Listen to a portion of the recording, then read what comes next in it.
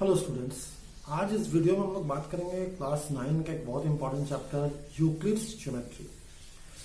Geometry word से तो हम लोग वाकिफ है। कई बार हम लोग ज्योमेट्री वर्ड हम लोग हमेशा यूज करते हैं, बट यहाँ हम लोग देख रहे हैं यूक्लिड्स ज्योमेट्री। तो ये यूक्लिड्स ज्योमेट्री क्या है, तो इसको थोड़ा समझते हैं। इसके लिए हम लोग को थोड़ा सा पीछे इसका हिस्ट्री जानना पड़ेगा। ज्योमेट्री जो वर्ड है ये दो ग्रीक वर्ड से मिलकर बना है। जियो का मतलब हो गया अर्थ, और मैटेरियन मतलब हो गया मेजरमेंट। तो बेसिकली ज्योमेट्री का मतलब हो गया मेजरमेंट ऑफ अर्थ, यानी कि मेजरमेंट ऑफ लैंड। तो ये वर्ड एक्चुअली डिराइव हुआ है by the need of measurement of land. Ancient times में लोगों को लैंड्स को मेजर करने के लिए वो लोग कई तरीके अपनाते थे। शुरुआत के दिनों का मतलब काफी पहले एंशियंट टाइम्स में, उस समय लगभग कई सिविलाइजेशन के जो लोग हैं वो ज्योमेट्री को यूज करते थे, बट अननोइंगली। ठीक है, एक एग्जांपल हम देते हैं। इजिप्ट में जो रिवर है, एक रिवर है नाइल, रिवर नाइल हो गया नाइल रिवर। इस रिवर के किनारे में एक प्लॉट ऑफ लैंड है, ये एक प्लॉट ऑफ लैंड है। तो ये एक प्लॉट ऑफ लैंड है।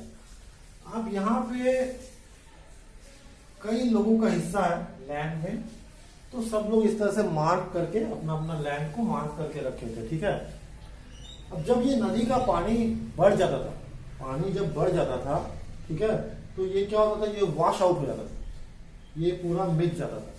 तो फिर लोगों को परेशानी होता था कि किसका कौन सा हिस्सा है, ये समझ में नहीं आता था। ठीक है, तो इसके चलते इन्होंने क्या किया, उस समय के जो लोग थे वो क्या किए, यहाँ पे बाउंड्रीज बनाए। पहले तो मार्किंग किया था, पहले यहाँ पे वो लोग मार्क किया, मतलब कोई चीज से उसमें मार्किंग किया गया।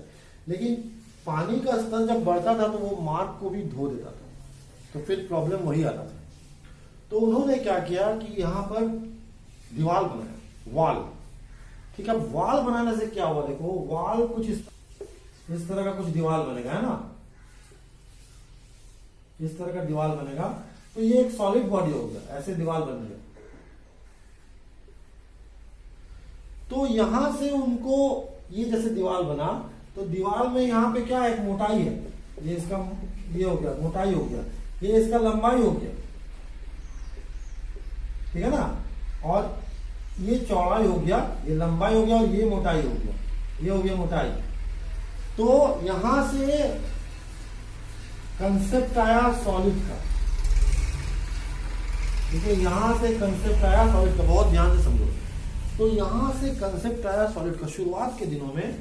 तब उनको ये नहीं पता था कि सॉलिड क्या होता है, ठीक है, सरफेस क्या होता है, लाइन क्या होता है, पॉइंट क्या होता है, लेकिन वो लोग यूज करते थे। ठीक है, यूज हो रहा था, बट उन्हें नहीं पता था कि ये इसको हम सॉलिड कहेंगे। हाँ, और सरफेस क्या हो गया, सरफेस तो इसका जो एक हिस्सा है ये सरफेस हो गया, ये जो एक पोर्शन है। ठीक है, सॉलिड हो गया 3D बॉडी।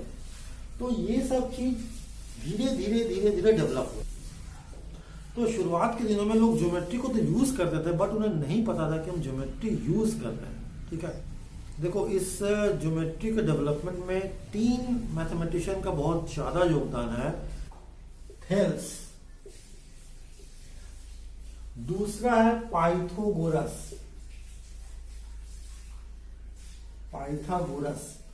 और तीसरा है यूक्लिड। ये तीनों ही ग्रीक मैथमेटिशियन थे। छोटा छोटा जो चीज जो था, जो सबसे पहले एस्टेब्लिश किए थे, तो यही लोग उसको शुरुआत किए थे। मतलब लोग जो थे पहले ज्योमेट्री को तो यूज करते थे, बट अनसिस्टमेटिक मैनर से। तो ग्रीक लोग जो है वो लोग क्या करते थे, वो लोग सिस्टमेटिक ढंग से चीजों को रखने में विश्वास करते थे। तो थेल्स एक ग्रीक मैथमेटिशियन थे। इन्होंने सबसे पहले ये प्रूफ दिया कि सर्कल का जो है अगर हम डायमीटर से सर्कल को बांटते हैं तो दो इक्वल पार्ट में बटेगा। ये फैक्ट जो है सबसे पहले थेल्स ने एस्टेब्लिश किए। देखो सर्कल को अगर तुम कहीं से काट दोगे तो कोई गारंटी नहीं है कि ये इक्वल होगा दोनों पार्ट, है कि नहीं। तो थेल्स ने सबसे पहले ये एस्टेब्लिश किया कि अगर हम सर्कल को डायमीटर से काटते हैं, दो हिस्सा अगर डायमीटर से हम लोग काटते हैं तो दोनों पार्ट जो है वो इक्वल है, ठीक है। तो ये एक ऐसा फैक्ट है जो बहुत लोग जानता तो था, करता था, बट उसका कोई रिटन रिकॉर्ड नहीं था। पाइथागोरस ने भी, थेल्स का ही स्टूडेंट था पाइथागोरस। हम लोग जो पढ़ते हैं पाइथागोरस थ्योरम, एक्चुअली ये पाइथागोरस जो है थेल्स का ही स्टूडेंट है, और थेल्स का कई स्टूडेंट थे लेकिन उसमें पाइथागोरस बहुत ही पॉपुलर स्टूडेंट था। तो पाइथागोरस तो हम लोग जानते हैं, पाइथागोरस का कई सारा ज्योमेट्री में कंट्रीब्यूशन है, स्पेशली जो हम लोग पाइथागोरस थ्योरम पढ़ते हैं। और यूक्लिड जो थे वो इजिप्ट के एक मैथमेटिक्स टीचर थे, ठीक है। तो यूक्लिड जो थे सबसे पहला यही मैथमेटिशियन थे जिन्होंने चीजों को सिस्टमेटिक ढंग से अरेंज करके उसको रिटन लिख के रखने का प्रथा शुरू, ठीक है ना। उन्होंने जो भी चीज ऑब्जर्व किए, जो भी चीज उन्होंने एस्टेब्लिश किए, उसको एक किताब में, उसको किताब का रूप थे। उस किताब का नाम है एलिमेंट्स, ठीक है ना, एलिमेंट्स। इसमें उन्होंने बहुत सारा चीज को डिफाइन किया था, तो थोड़ा थोड़ा करके हम यहाँ पे डिस्कस करेंगे वो सब। तो यूक्लिड जो थे वो ज्योमेट्री को एक एब्स्ट्रैक्ट मॉडल ऑफ वर्ल्ड, ठीक है, जिस वर्ल्ड में हम लोग रह रहे हैं उसका एक एब्स्ट्रैक्ट मॉडल के रूप में वो देखते थे। पॉइंट, लाइन, प्लेन, सरफेस, ये सब का जो नोशन है, ये सब आसपास के चीज को देख के एक उसका नोशन यानी कि एक धारणा बनाएगा, ठीक है। From the studies of space and solids in the space around them an abstract geometrical notion of A solid object was developed, ठीक है। सॉलिड ऑब्जेक्ट का एक नोशन जो डेवलप किया गया कि सॉलिड जो है एक ऐसा चीज है जिसका एक लंबाई चौड़ाई होता है, लेंथ ब्रेड्थ हाइट होता है, जिसको एक जगह से हम दूसरी जगह मूव कर सकते हैं, ठीक है ना। ये हो गया सॉलिड, ये हो गया सॉलिड, ये हो गया सॉलिड।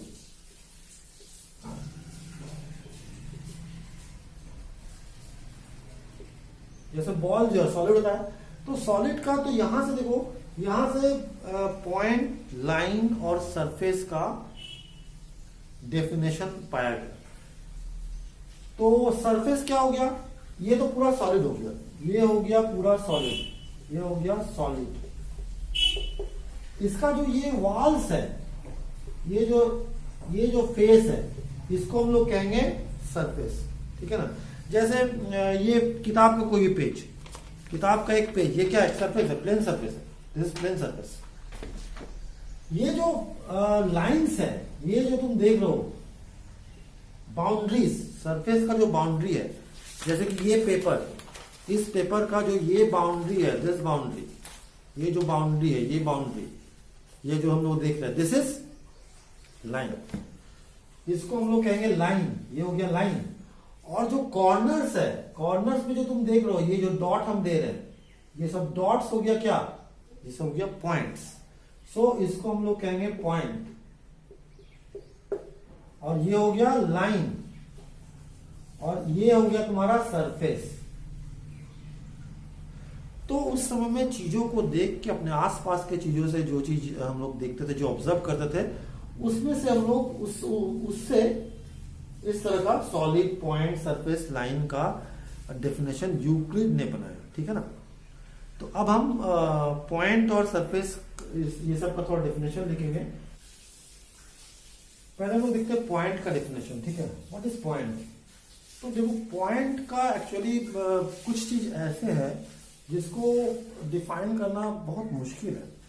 तो पॉइंट एक ऐसा ही चीज है, तो इसलिए कई मैथमेटिशियन जो है बहुत सारे चीज को अनडिफाइंड छोड़ देते हैं।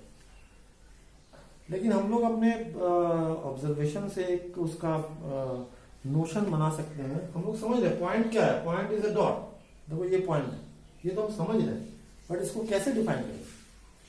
तो एक इस तरह से हम लोग लिख सकते हैं कि point is that which has no part. Point एक ऐसा चीज है, एक ऐसा डॉट है जिसका कुछ पार्ट नहीं है, लंबाई चौड़ाई ऊंचाई कुछ नहीं है, ठीक है, सिंपल एक डॉट। तो point is that which has no part. Points को यूजुअली हम लोग कैपिटल लेटर से डिनोट करते हैं, A B C P Q etcetera, ठीक है। लाइन देखते हैं, लाइन का डेफिनेशन हो गया a line is breadthless length. Line एक ऐसा लेंथ है जिसका कोई भी ब्रेथ नहीं है, कोई मोटाई नहीं है, ये हो गया लाइन, ठीक है। तो हम लोग कह सकते हैं कि दो पॉइंट का बीच का जो पाथ है दैट इज कॉल्ड लेंथ। तो अब बात करते हैं सरफेस का, ठीक है। सरफेस को कहा जा रहा है a surface is that which has length and breadth only. Surface क्या हो गया? सरफेस वो हो गया जिसका सिर्फ लेंथ और ब्रेथ है, सिर्फ दो ही चीज है, लेंथ और ब्रेथ, इसका कोई हाइट नहीं होता। ये सरफेस हो गया, ये सरफेस हो गया, लेंथ और ब्रेथ दो ही चीज है। अच्छा, प्लेन्स और क्या बोले यहाँ पे? The edge of the surface are lines.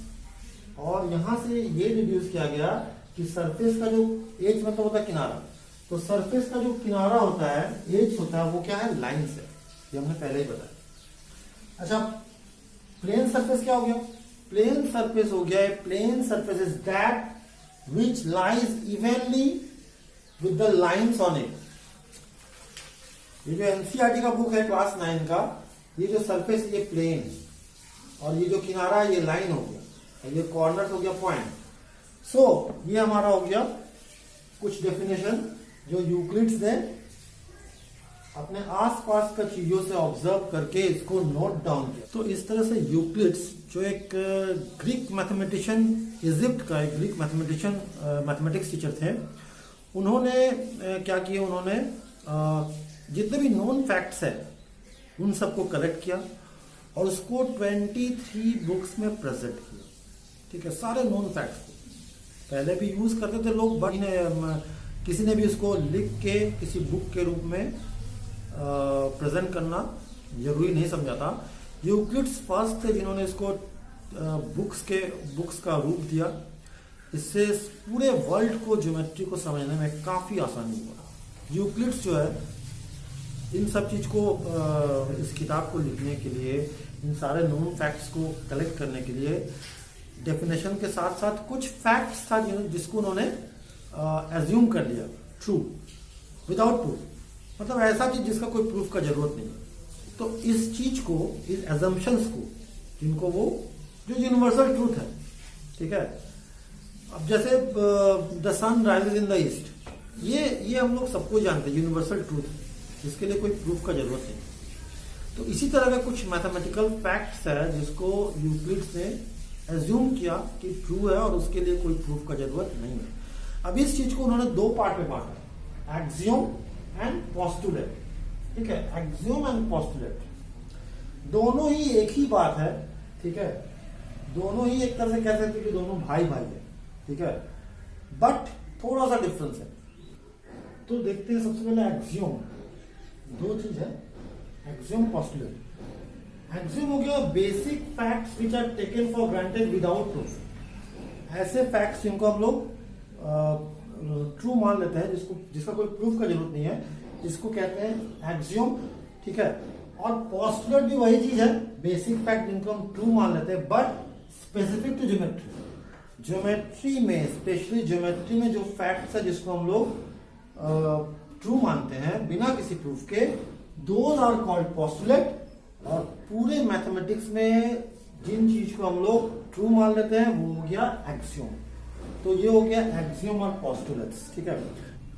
तो यूक्लिड्स जो है उन्होंने 7 एक्सियोम दिए थे और 5 पोस्टुलेट, ठीक है। ये 7 एक्सियोम और पोस्टुलेट्स लगभग ज्योमेट्री के बहुत सारा चीज को क्लियर कर देता है। वीडियो कैसा लगा, ये अगर अच्छा लगा तो जरूर से लाइक कीजिए।